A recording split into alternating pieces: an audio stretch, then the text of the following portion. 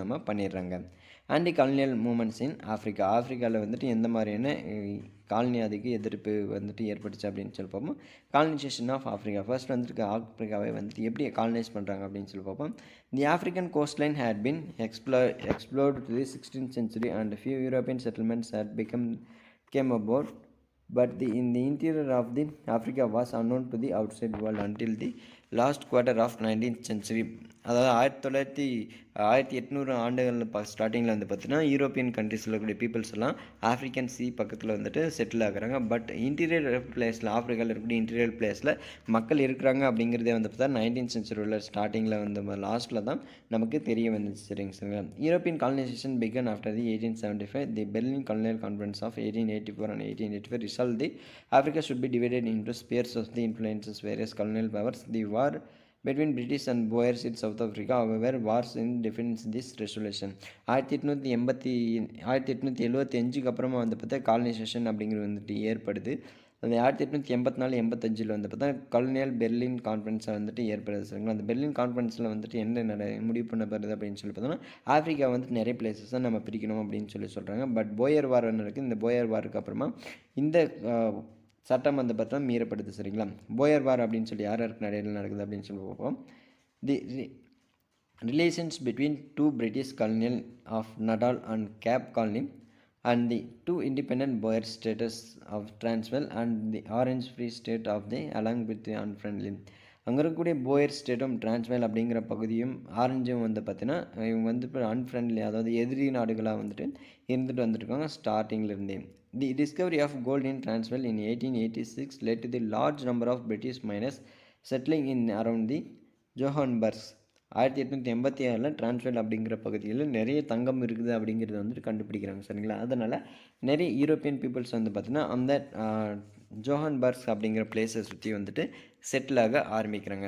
The Boers hated these peoples whom refer the Uitlanders foreigners. அதாவது அங்கே இருக்கக்கூடிய Boer இன மக்கள் வந்து பார்த்தீங்கன்னா போயர் இன மக்கள் தான் ஆஃப்ரிக்காவில் டிரான்ஸ்வேலில் இருக்கக்கூடிய, அதாவது வேர்ல்டு மக்கள், அங்கே இருக்க அந்த மண்ணுக்கு சொந்தமான மக்கள். அந்த மக்கள் எல்லாமே இவங்களை வந்துட்டு யூட்டிலேட்டர்ஸ் அப்படின்னு சொல்லி சொல்கிறாங்க. அதாவது யூட்டிலேட்டர்ஸ் அப்படின்னு சொன்னால் foreigners. The Poes taxed them heavily apart from denying political rights. So the question was whether the British or the Boers were to be supreme in South Africa. Fearing attacks from the British, the Poes armed themselves and decided to attack. அதாவது அதுக்கப்புறமா என்னாச்சு அப்படின்னு சொல்லும்போது போயரின மக்கள் other countries, இந்த ஆஃப்ரிக்கனர்ஸ் யூட்டிலேட்டர்ஸ் இருக்காங்களே இந்த ஃபாரினர்ஸ்க்கு வந்துட்டு நிறைய டேக்ஸஸை வந்துட்டு போடுறாங்க. டேக்ஸஸ் வந்துட்டு போடும்போது வந்து பார்த்தோன்னா ஒன்று ஆஃப்ரிக்கன் பீப்புள்ஸ் வந்துட்டு இங்கே ஒரு மிகப்பெரிய பவர் இருக்கவங்களா இருக்கணும், அப்படி இல்லாட்டி இங்கே இருக்கக்கூடிய ஃபாரினர்ஸ் வந்துட்டு மிகப்பெரிய பவராக இருக்கணும் அப்படின்னு சொல்கிறேன்.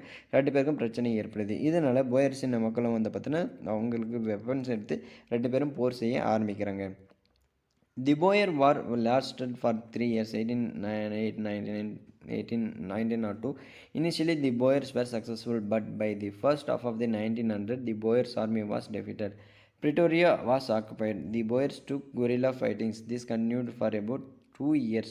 ஸ்டார்டிங்கில் வந்து பார்த்தீங்கன்னா 1902 இந்த போயர் வார் வந்து 3 வருஷம் நடக்குது. 1899 to 1902 வரைக்கும் நடக்குது. ஸ்டார்டிங்கில் வந்து பார்த்தீங்கன்னா போயர்ஸ் வந்துட்டு அங்கே இருக்கிற லோக்கல் பீப்புள்ஸ் வந்துட்டு வின் பண்ணுறாங்க. பட் 1900க்கு அப்புறமா போயர்ஸ் வந்து பார்த்தீங்கன்னா அவங்களோட பிளேஸஸ் வந்துட்டு கொஞ்சம் கொஞ்சமாக இழக்க ஆரம்பிக்கிறாங்க. இதனால் கொரில்லா ஃபைட்டிங் மெத்தடை வந்துட்டு பயன்படுத்துகிறாங்க. கொரில்லா ஃபைட்டிங் மெத்தட் அப்படின்னு சொன்னால் எதிர்பார்க்காத நேரத்தில் தாக்குறது தான், மொத்தமாக போய் தாக்குறது தான் கொரில்லா ஃபைட்டிங் மெத்தட் அப்படின்னு சொல்லுவாங்க. அந்த மெத்தடை ஃபாலோ பண்ணி போயர்ஸ் வந்து பார்த்தீங்கன்னா அட்டாக் பண்ணிட்டு இருக்கிறாங்க.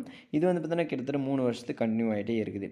இன் relating the British destroyed farms and crops. They set up the internment camps for Boer women and children. Shortage of food, medical and sanitary facilities caused the death of the 26,000 people.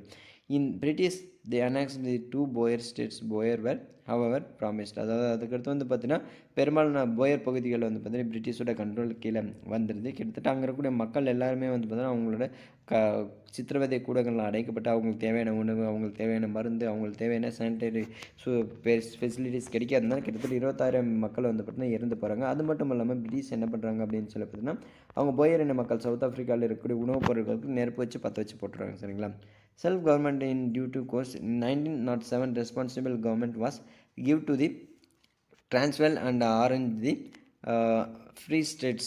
The 4 states formed into the Union and South Africa Act passed by the British Parliament on 1909 provided for Union Parliament of Cape Town. The Union South Africa came into being in 1910. அதுக்கடுத்து வந்து பார்த்தீங்கன்னா கொஞ்ச நாள் 1907 அங்கே இருக்கக்கூடிய டிரான்ஸ்வேல் அதுக்கடுத்து orange 2 பகுதிகளும் வந்து பார்த்தா சுதந்திர நாடுகளாக வந்துட்டு பிரிட்டிஷால் அறிவிக்கப்படுது.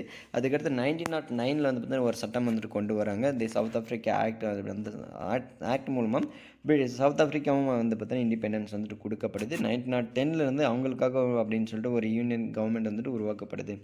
தி descendants original Dutch settlers were South Africa's also known as Afrikaners were called Boers. Their language is Afrikaans. அதாவது ஆரம்ப காலத்துலேருந்து அங்கே போய் செட்டில் ஆகிருக்கக்கூடிய டச் பீப்புள்ஸை தான் சவுத் ஆஃப்ரிக்கன்ஸ் அப்படின்னு சொல்கிறாங்க. அவங்கள ஆஃப்ரிக்கனர்ஸ் அப்படின்னு சொல்லியும் சொல்ல போகிறாங்க. சில ஆஃப்ரிக்கனர்ஸ் அப்படின்னு சொன்னாங்கன்னா அவங்க போயர்ஸ் சரிங்களா. அவங்களோட லாங்குவேஜ் என்ன அப்படின்னு சொன்னால் Afrikaans. The national politics in South Africa. South ஆஃப்ரிக்காவில் வந்துட்டு எந்தெந்த கட்சிகளை வந்துட்டு உருவாகுது அப்படின்னு சொல்லி பார்ப்போம்.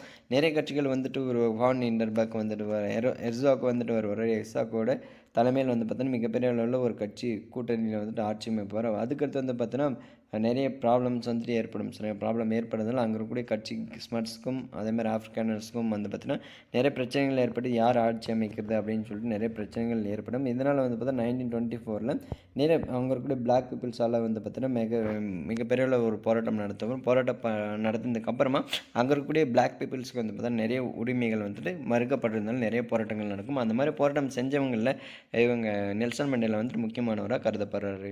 நெல்சன் மண்டேலா யார் அப்படின்னு சொல்லி பார்ப்போம். Apartheid in South Africa. Apartheid which means separateness became a racial policies of the nationalist party in 1947. 1947 இருந்த சவுத் ஆஃப்ரிக்காவிலேருந்து நேஷனலிஸ்ட் பார்ட்டி பயன்படுத்தின ஒரு கொள்கை தான் ரேஷியல் டிஸ்கிரிமினேஷன்ஸ். அதாவது இனப்பாகுபாடு இனவெறி அப்படின்னு சொல்லுவாங்க. அதுதான் ரேஷியல் டிஸ்கிரிமினேஷன் அப்படின்னு சொல்கிறாங்க. அதுதான் அபர்தட். From 1950s onwards a series of the laws became to enforce. The whole country was divided into separate areas for the different races. Marginal marriage between white and non-white was forbidden. Nearly all schools were brought under the government control. So what the education reference from the whites and be implemented for Africans. 1950க்கு அப்புறமா இந்த racial discriminations அப்படிங்கிறது மிகப்பெரிய அளவில் develop ஆகுது. அங்கே இருக்கக்கூடிய government schools government colleges எல்லாமே வந்து பார்த்தோன்னா கவர்மெண்ட் பிரிட்டிஷோட கண்ட்ரோல் கீழே வருது. அதனால் வந்து பார்த்தோன்னா அங்கே கற்றுத்தரப்படுற கல்வியுமே வந்து பார்த்தா ரொம்ப டிஃப்ரெண்டாக இருக்கும். ஒயிட் பீப்புள்ஸ் தனியாகவும் பிளாக் பீப்புள்ஸ்க்கும் தனியாகவும் இருக்குது. அது மட்டும் இல்லாமல் பிளாக் பீப்புளும் ஒயிட் பீப்புளும் வந்து பார்த்தோன்னா கல்யாணம் பண்ணிக்கிறதே வந்து பார்த்தா மிகப்பெரிய ஒரு குற்றமாக வந்துட்டு பார்க்கப்பட்டு சரிங்களா. அதுக்கடுத்து universities education segregated. Apartheid is based on the belief that political equality of white and black in South Africa would mean black rule. அதாவது கருப்பின மக்களை வந்துட்டு கருப்பின மக்களே தான் ரூல் பண்ணணும் அப்படிங்கிற சவுத் ஆஃப்ரிக்காவில் இருக்கக்கூடிய ஒரு ரூல். பட் ஆனால் அங்கே இருக்கக்கூடிய ஒயிட் பீப்புள்ஸ் எல்லாமே அவங்கள வந்து டாமினேட் பண்ணி வச்சுருக்காங்க. தி ANC was fought. The practice of racism was banned and its leader Nelson Mandela was put in behind the bars. ANC அப்படிங்கிறது அங்கே இருக்கக்கூடிய ஒரு கட்சி சரிங்களா. அந்த கட்சியை உருவாக்குனர் யார் அப்படின்னு சொன்னால் நெல்சன் மண்டேலா. நெல்சன் மண்டேலா இங்கே இருக்கக்கூடிய ரேஷியல் டிஸ்கிரிமினேஷன்ஸ்க்காக எதிர்த்து போராடினாலும் அவரை தூக்கி ஜெயிலில் போட்டுறாங்க. In 1919 the ban of ANC was lifted as the Mandela free after the 27 years. இதனால் அவரை ஜெயிலில் போட்டுறதுனால 1990 தான் 27 வருஷம் ஜெயிலில் இருந்துட்டு 1990 வெளியே வர்றாரு. தெளிவு வந்ததுக்கு அப்புறமா ANC அப்படிங்கிற கட்சி வந்து அது வரைக்கும் பேன் பண்ணப்பட்டிருக்கு. அதுக்கடுத்து மறுபடியும் அந்த கட்சியை வந்துட்டு மீண்டும் உருப்பெற செய்கிறாரு. In the elections held subsequently, the Afrikaners were allowed to vote and ANC won the elections of Mandela became the first black president of South Africa. Even though apartheid was discriminatory, whites completely dominated by the economic sphere.